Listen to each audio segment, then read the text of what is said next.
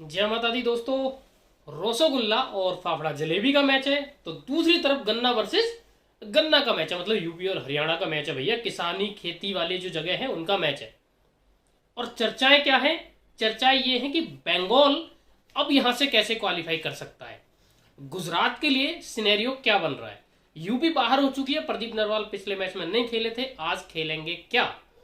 और उसके अलावा हरियाणा के रेडर्स कौन से हैं जो उनकी नैया को पार लगाएंगे या कहिए नैया को प्लेऑफ तक ले जाएंगे। ये तो मैच के प्रीव्यूज की बात थी। फैंटेसी के नजरिए से हम टीम कॉम्बिनेशंस को थोड़ा सा कोड करने की कोशिश करेंगे और उससे पता लगाएंगे कि किसको कितनी रेड मिल सकती हैं, किस टीम का डिफेंस कमजोर है, किसका है रेडिंग मजबूत, और उसके हिसाब से हमारा जो फैंटेसी टीम बनेगी वो फुलटूस एनालिसिस और लॉजिकल तरीके से बनेगी। ठीक है।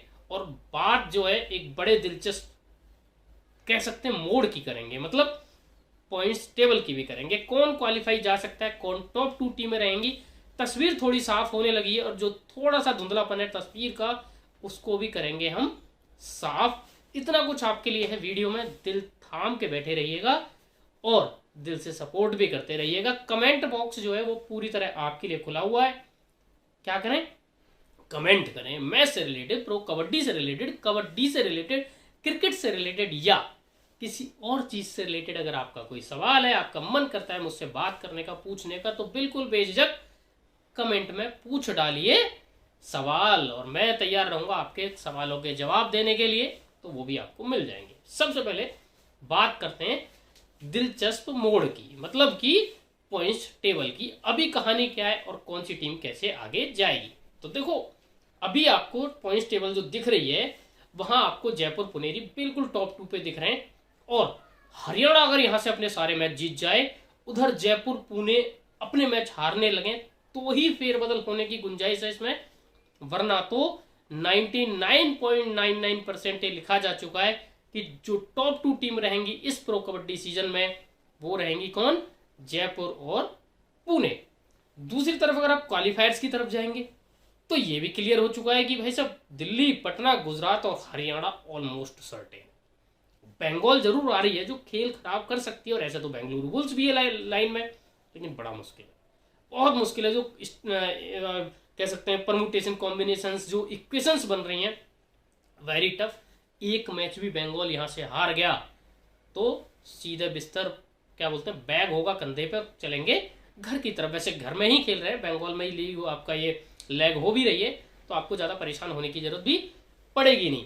तो ये जितना भी प्लेऑफ का मामला है ना, ये बंगाल के आसपास बहुत ज़्यादा घूम रहा है। और कैसे घूम रहा है बताता हूँ। पहले करते हैं पहले मैच की बात। किसकी? बंगाल वर्सेस गुजरात की। और बंगाल से मैं शुरुआत कर देता हूँ। देखो, बंगाल के अगर प्लेऑफ चांसेस की बात करें तो पहली इक्वेशन ये है कि सीधा सीधा 5 के 5 मैच आपको जीतने पड़ेंगे। 44 पे भी आप हैं, 69 तक पहुंच जाएंगे। और जो टॉप 6 टीमें भी हैं वो मैक्सिमम 69 तक ही पहुंचेंगी। मतलब ये है कि जो कट ऑफ है वो तो नीचे रहेगी, ये पक्का है, टीमें हारेंगी जीतेंगी यहाँ से, लेकिन मैक्सिमम टॉप 6 टीमें जो पहुंच सकती हैं पॉइंट्स टेबल में वो 69, मतलब 69 से ऊपर कट ऑफ नहीं होगी, ये क्लियर है। तो वहां पहुंचने के लिए बंगाल को 5 मैच जीतने होंगे, या क्या हो, गुजरात अपना कम से कम एक मैच हारे, एक टाई खेले। और ये मतलब कंडीशन ये है कि इसके साथ मतलब बंगाल 5 मैच जीते प्लस ये भी हो, ऐसी सिचुएशन है कि गुजरात भी हारे एक मैच और एक मैच कम से कम टाई खेले, या फिर पटना कम से कम एक मैच हार जाए, बंगाल पूरे जीते, या फिर हरियाणा 2 जीते एक टाई खेले, जो कि बड़ा मुश्किल है। तो ये चांसेस है बंगाल के लिए। अब टीम पे आ जाते हैं बंगाल की। तो बंगाल जो टीम खिला रहा है उसमें क्या दिक्कतें हैं और क्या अच्छा है। देखो, मनिंदर सिंह और नितिन धनखड़ इसकी जो रेडिंग है उसको अच्छा चला रहे हैं। थर्ड रेडर प्रॉब्लम रहा है, श्रीकांत यादव उतना अच्छा कर नहीं रहे, विश्वास एस पुलाए वो भी बहुत बढ़िया नहीं कर रहे। डिफेंस की बात करें तो शुभम सिंधे और वैभव गर्जे तो राइट के डिफेंस को लेकर बढ़िया चल रहे हैं, लेकिन जो लेफ्ट का डिफेंस है वहां पहले आदित्य सिंधे थे इनके भाई, अभी अक्षय को लाया गया पिछले मैच में, और जसकीरत है, तो वहां थोड़ी सी दिक्कत है। तो लेफ्ट के डिफेंस पे विशेष टारगेट रहेगा गुजरात का, ये इनकी दिक्कत है। गुजरात की तरफ अगर आप जाएंगे तो गुजरात का जो क्वालिफिकेशन का कहानी है वो तो ये कि भाई 4 में से 3 मैच जीत जाओ और आप पहुंच जाओगे 55, आपके हैं 70 होंगे और आपकी क्वालिफिकेशन सेफ। लेकिन मैच की जहां तक बात करें या टीम की बात करें, तो यार जो स्टार्टिंग 7 पिछले मैच में खिलाई, अगर मैं उसकी बात करूं, प्रतीक दहिया उस टीम में नहीं थे, ये बात नोटिस करने वाली है। सोनू जागलान को बहुत मौका नहीं मिला, ये भी बात नोटिस करने वाली है। किसको लाए? रोहित गोलिया को वापस लाए। तो जो टीम कॉम्बिनेशन आपको दिख रहा है, इसमें क्या है, कॉर्नर्स इनके सॉर्टेड, कोई दिक्कत नहीं है कॉर्नर्स में। सोमवीर और फजल वहां सेफ है मामला। कवर्स जो है बालाजी डी और दीपक सिंह, दिक्कतें हैं। बंगाल के मनिंदर और नितिन दोनों कवर्स पे ही क्या करेंगे, फोकस करेंगे। तो एक तो वहां इशू है।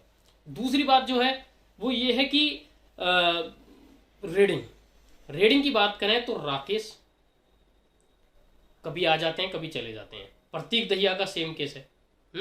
पिछले मैच में खेले नहीं, उससे पहले 2 मैच बहुत अच्छा खेले थे। तो कहीं ना कहीं कंसिस्टेंसी का इशू है रेडिंग में, वो एक बात है। तो ये हो गई बात। अब आ जाते हैं फैंटेसी पे। तो देखो फैंटेसी मैं विजन 11 पे खेलता हूँ और आपको कहता हूँ वहां भी वहीं के लिए, क्योंकि भाई साहब प्रॉफिट अनाप है और प्रॉफिट सनाप है। कहते हैं प्रॉफिट अनाप सनाप है, ठीक है। लिंक वीडियो के डिस्क्रिप्शन में दिया हुआ है, कमेंट बॉक्स में भी दिया हुआ है, क्लिक करके जुड़ जाना आराम से और खेलिए फैंटेसी मेरे साथ। और साथ में ज्वाइन कर लीजिएगा मेरा टेलीग्राम चैनल भी, क्योंकि उसका लिंक भी वीडियो के डिस्क्रिप्शन में कमेंट बॉक्स में दिया हुआ है। क्लिक करके फटाफट जुड़ जाना। अपना प्यार मुझे देते रहना, उसकी बड़ी आवश्यकता है दोस्तों, ठीक है, वो जरूरी है। अच्छा, फैंटेसी टीम दिखा देता हूं मैं आपको इस मैच की फटाफट से। तो 4 में डिफेंडर लेके जा रहा हूं। मैंने दोनों कॉर्नर्स लिए गुजरात के, सोमवीर फजल, और दोनों कॉर्नर्स लिए मैंने बंगाल के। अब देखो बंगाल को शुभम सिंधे तो मुझे चाहिए थे, लेकिन क्रेडिट्स जिस हिसाब से मैनेज हो रहे हैं, मैं वैभव गर्जे मेरी फर्स्ट चॉइस थी, लेकिन उनको सेट कर नहीं पा रहा हूं। तो अक्षय कुमार को, अक्षय भोईर इनका नाम है, को मैंने ले लिया है। तो दोनों कॉर्नर्स दोनों टीम से हो गए। ऑलराउंडर्स में जो चॉइस है, नवी बख्श है आपके पास, रोहित गुलिया है आपके पास, नितिन है। इन सभी में नितिन कुमार धनखड़ सबसे सॉलिड पिक है, तो नितिन को लेके जा रहा हूं। और रेडर्स 2 मनिंदर सिंह और राकेश संग्रोया। अब देखें तो रेडिंग की ज्यादा जिम्मेदारी गुजरात से हुई राकेश पे, तो कैप्टन चॉइस राकेश बन रहे हैं। लेकिन मुझे लग रहा है बंगाल जिस सिचुएशन में, मनिंदर को अपना टॉप क्लास गेम खेलना होगा। प्लस थोड़े थोड़े डिफेंस में छेद है दोनों टीमों के, मतलब एक टीम के कॉर्नर लेफ्ट का डिफेंस दिक्कत कर रहा है, एक टीम के कवर्स दिक्कत कर रहे हैं। तो रेडिंग वर्सेस रेडिंग का ये मुकाबला थोड़ा होता मुझे दिख रहा है। इसलिए मनिंदर सिंह कैप्टन रहेंगे मेरे, क्योंकि वो प्रहार करेंगे कहाँ, गुजरात के कवर्स पे। और राकेश संग्रोया मेरे रहेंगे वाइस कैप्टन, क्योंकि वो लेफ्ट का जो डिफेंस है बंगाल का, उसको खत्म करने की कोशिश करेंगे। डिफेंस में मैंने आपको जो बताया वो रेडर डिफेंडर आपके रहेंगे। तो कुल मिला के ये आपकी बन गई इस मैच की फैंटेसी टीम।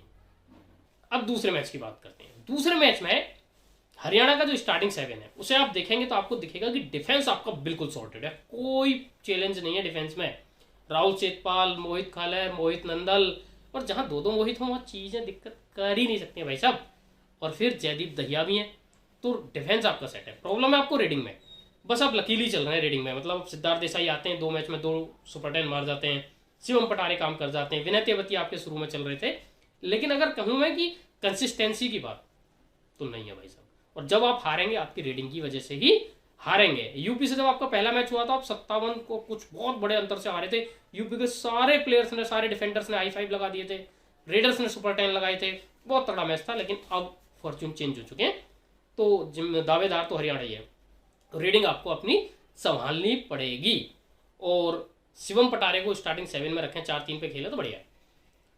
क्वालिफिकेशन की इक्वेशन ये है कि भाई साहब 5 में से 3 जीतेंगे तो सेफ है, और 5 में से 5 जीते तो टॉप 2 का भी कहीं ना कहीं दावेदारी बन जाएगी। लेकिन बनेगी कब, जब जयपुर और पुनेरी कोई सी एक टीम का अपना प्रदर्शन गिर जाए।